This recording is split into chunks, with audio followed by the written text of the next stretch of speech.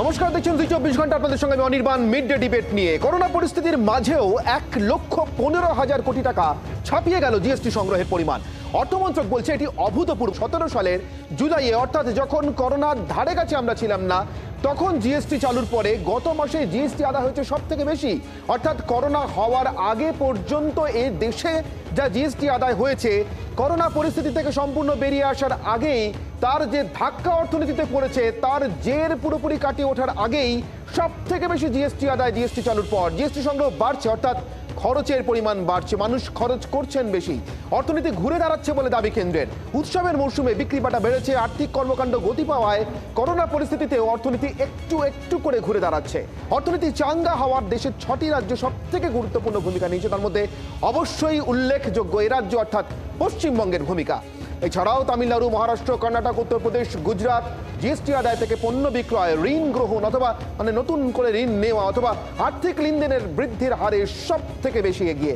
একটি রাজ্যে বিদ্যুতের ব্যবহার কতটা বৃদ্ধি পাচ্ছে, কি পরিমাণ জিএসটি আদায় হচ্ছে, গাড়ি বিক্রি বাড়ছে কিনা, তার হার কেমন যদি সেটা বেড়ে থাকে, ভোগ্যপণ্য বিক্রির চাহিদা কেমন, যোগান কোন পর্যায়ে রয়েছে, এগুলি দেখেই বোঝা যাচ্ছে যে অর্থনীতি আদৌ কতটা চাঙ্গা হচ্ছে। এগুলো দেখেই সেটা বোঝা যায়। আর জিডিপি বৃদ্ধির ক্ষেত্রে এই ৬টি রাজ্যের অবদান অর্ধেকের বেশি। অর্থাৎ যে ৬টি রাজ্যের কথা বললাম এর আগে, ৬টি রাজ্য শিল্প, বাণিজ্য, জীবিকার স্বাভাবিক অবস্থার ৮৭% অর্জন করে ফেলেছে বিগত কয়েক মাসে। সবচেয়ে দ্রুত হারে অর্থনীতি চাঙ্গা হয়েছে পশ্চিমবঙ্গ, উত্তরপ্রদেশ এবং অন্ধ্রপ্রদেশ ও রাজস্থানে। গাড়ি রেজিস্ট্রেশনে পশ্চিমবঙ্গ অনেককেই ছাপিয়ে গিয়েছে, অর্থাৎ নতুন গাড়ি কিনে রেজিস্ট্রেশন করা হয়েছে এই সময়ে। জিএসটি সংগ্রহ ২০১৯-এর ডিসেম্বর মাসের তুলনায় ২০২০ সালে ১০% বেড়েছে। বিদ্যুতের ব্যবহার বেড়েছে ২%-এরও বেশি, যা রীতিমতো নজিরবিহীন। নভেম্বর মাসের তুলনায় ডিসেম্বর মাসে ৪০০ কোটি টাকা বেশি জিএসটি আদায় হয়েছে। গুগল ট্র্যাকারের সাহায্যে মোবিলিটি ইন্ডেক্স তৈরি করে স্বাভাবিক জীবনের প্রবণতা কোন রাজ্যে কতটা বাড়ছে তা দেখা হয়েছে।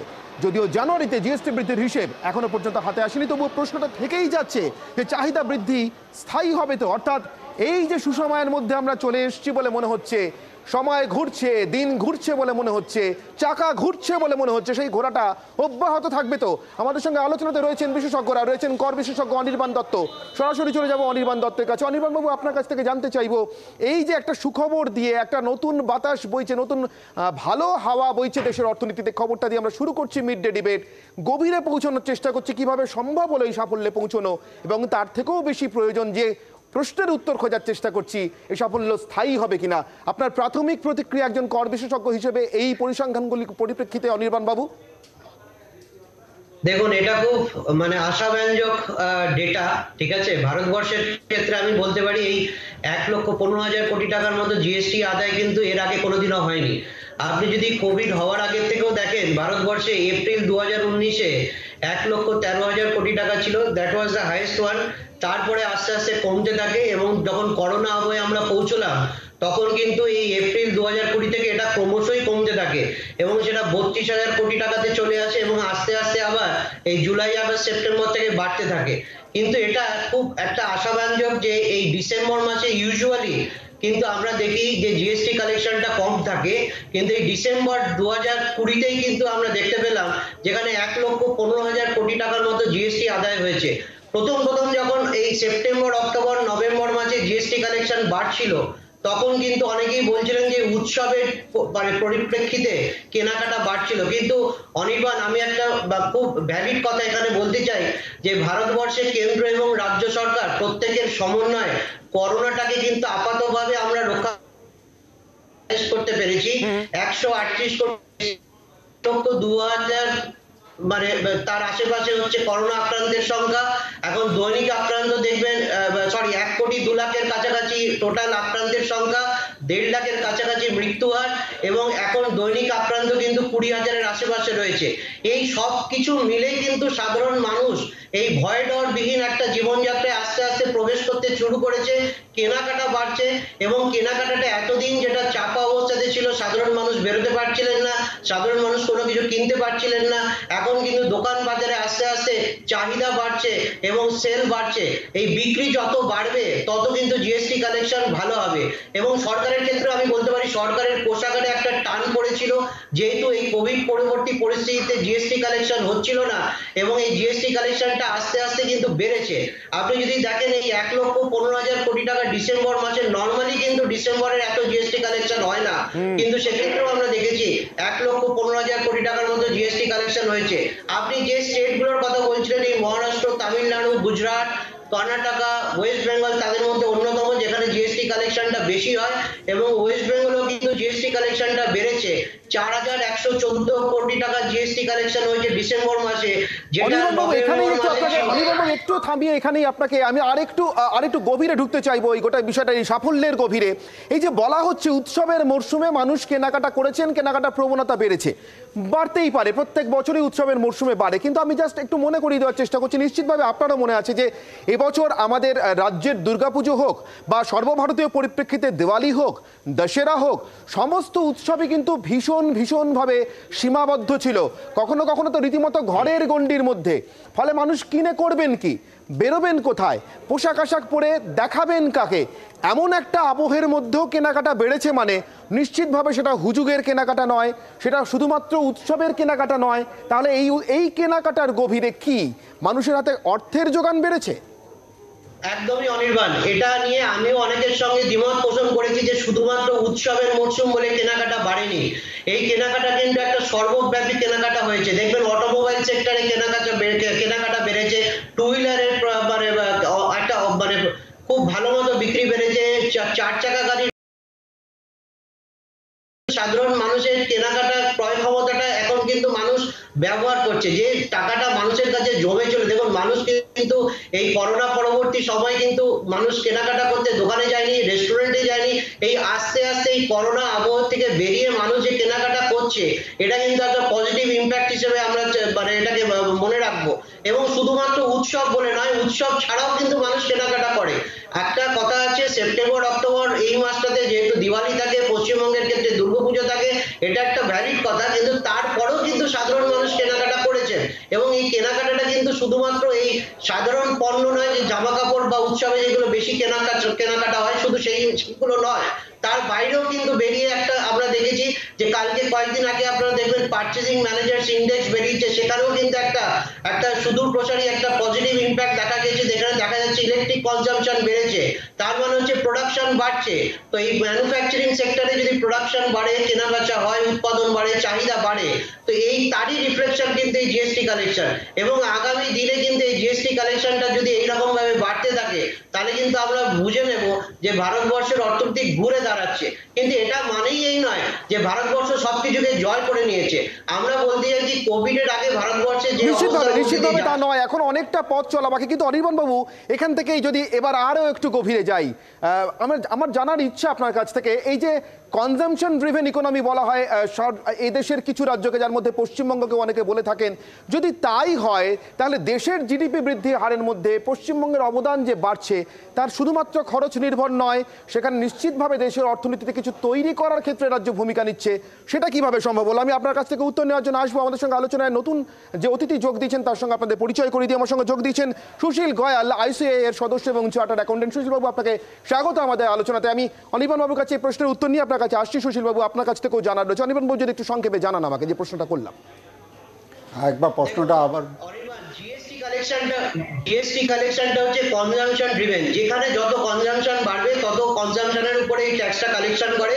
এবং পশ্চিমবঙ্গ যতই জিএসটি কালেকশন বা জিএসটি ইমপ্লিমেন্টেশন নিয়ে কেন্দ্রের সঙ্গে বিরোধিতায় যাক, কিন্তু এই জিএসটি কালেকশনের সুফলটা কিন্তু পশ্চিমবঙ্গ সরকার পেয়ে এসছে।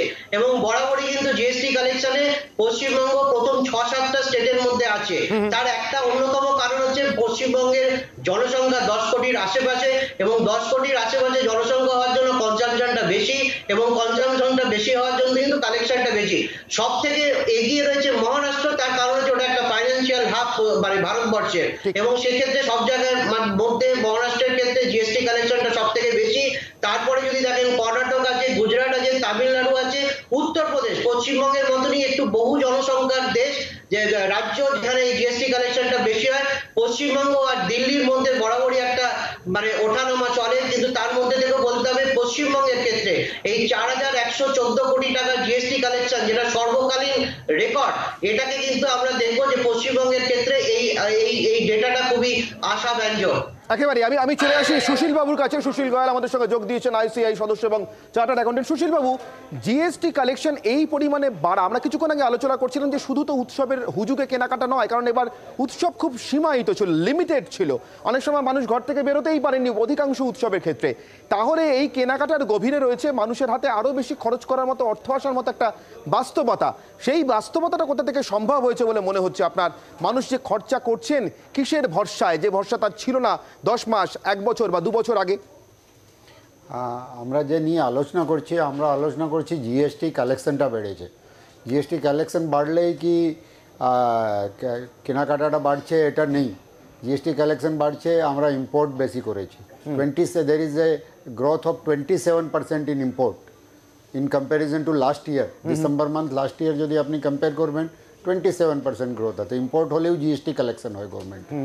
তারপরে প্রায় 200 লোক অ্যারেস্ট হয়েছে, যে ফলস ট্যাক্সটা যে চুরি করতো ওরা অ্যারেস্ট 200 মতন লোক অ্যারেস্ট করা হয়েছে এই মাসে। তো ওই অ্যারেস্ট হলে লোক ভয়ে, যা ট্যাক্স আগে দিত না, যে মার্চ পরে অনেক লোক অনেক আগে ট্যাক্স জমা দেয়নি, সুবিধা ছিল না, ওরা ভয়ে ব্যবস্থা করে ট্যাক্সটা জমা দিচ্ছে, ওই জমাটাও এখানে পড়ছে। ওটা পড়লে কালেকশনটা তো বাড়ছে, কিন্তু ইকোনমি বাড়ছে এটা নিয়ে ডাইরেক্ট রিলেশন বলা যাবে না এই মুহূর্তে, যেহেতু ডিপার্টমেন্ট প্রচুরভাবে এই করছে। অর্থাৎ এখানে একটা বিতর্ক রয়েছে। সুশীল বাবুর মতো যারা, তারা মনে করছেন সরাসরি জিএসটির এই কালেকশন বৃদ্ধি, জিএসটি আদায় বৃদ্ধিকে অর্থনীতির বৃদ্ধির সঙ্গে যুক্ত করা যাবে না। 27% যদি ইম্পোর্ট বাড়ে, এইটাও কিন্তু একটা পজিটিভ হিসেবে দেখতে হবে।